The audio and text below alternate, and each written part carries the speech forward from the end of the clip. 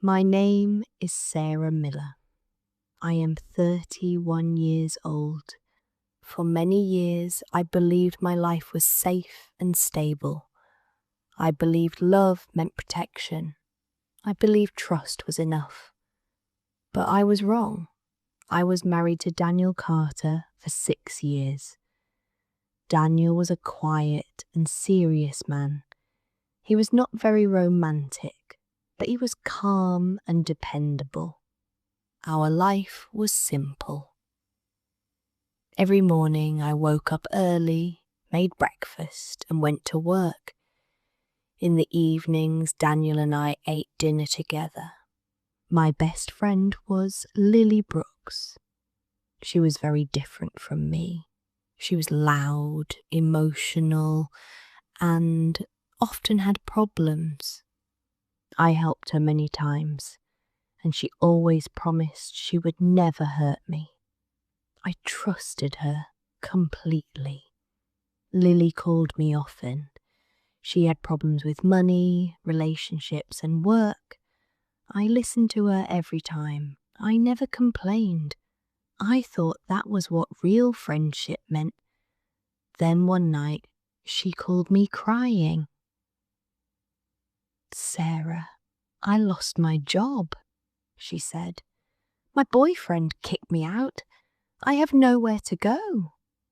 My heart felt soft when I heard her voice. "Come stay with us," I said, "just for a while." When I told Daniel, he paused for a moment. "For how long?"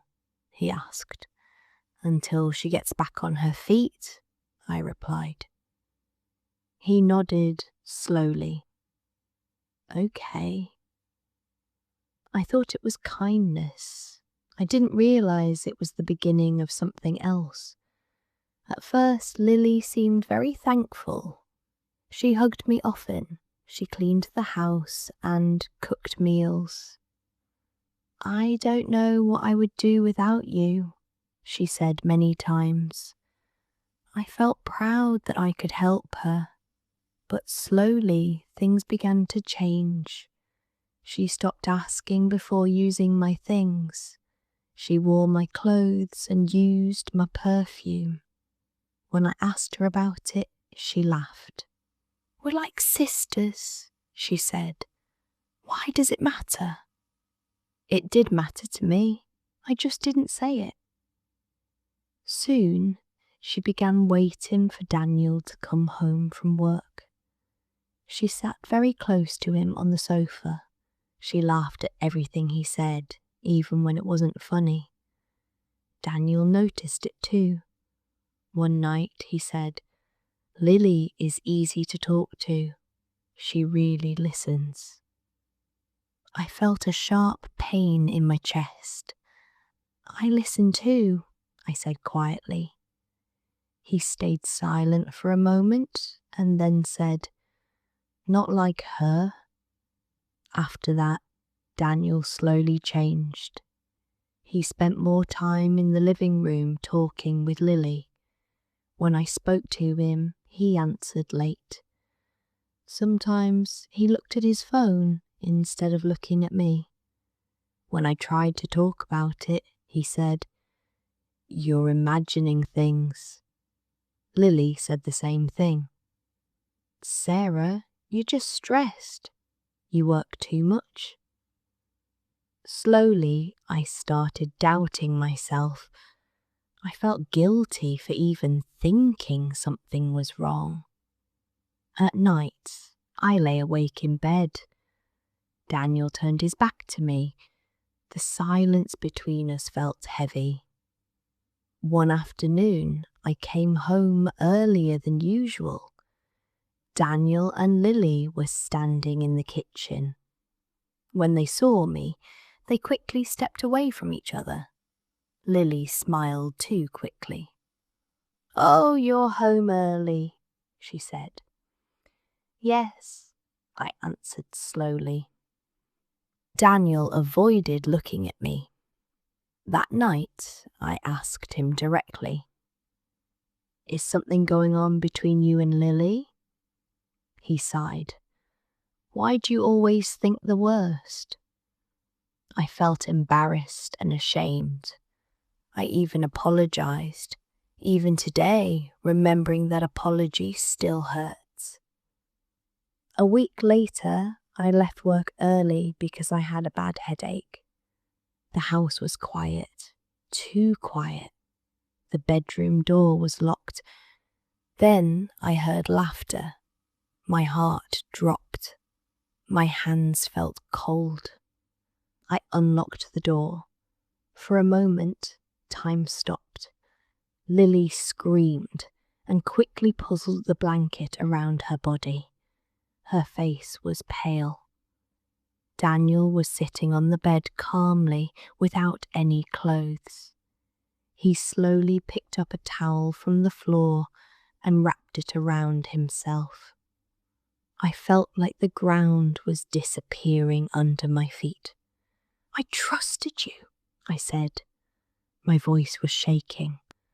"Both of you." Lily started crying. "Sarah, please listen." "Don't," I said. "Just don't." I looked at Daniel. "You let her live here. You watched me help her, and you still did this." He said nothing. Anger, pain, and shame hit me all at once. "Get out," I said. Lily shook her head. "Sarah, get out of my house," I repeated. "Both of you, now."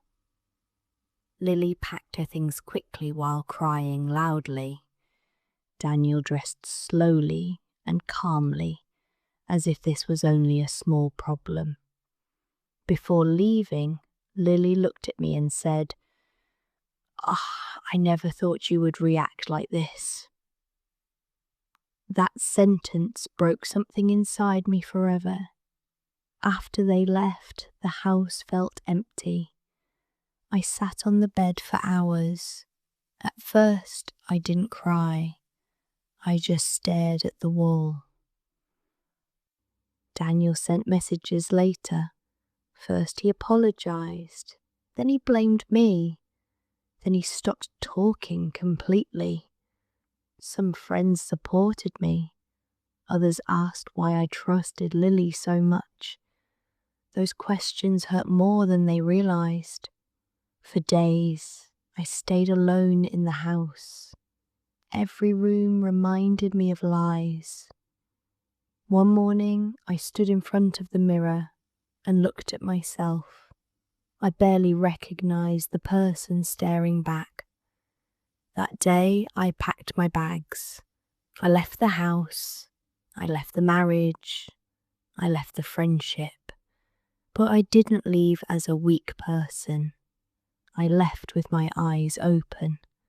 Now I understand something very clearly. Betrayal does not begin in a bedroom. It begins when we ignore the quiet voice inside us, when we choose comfort instead of truth. I lost 2 people I trusted, but I found myself, and that is worth more than anything I lost.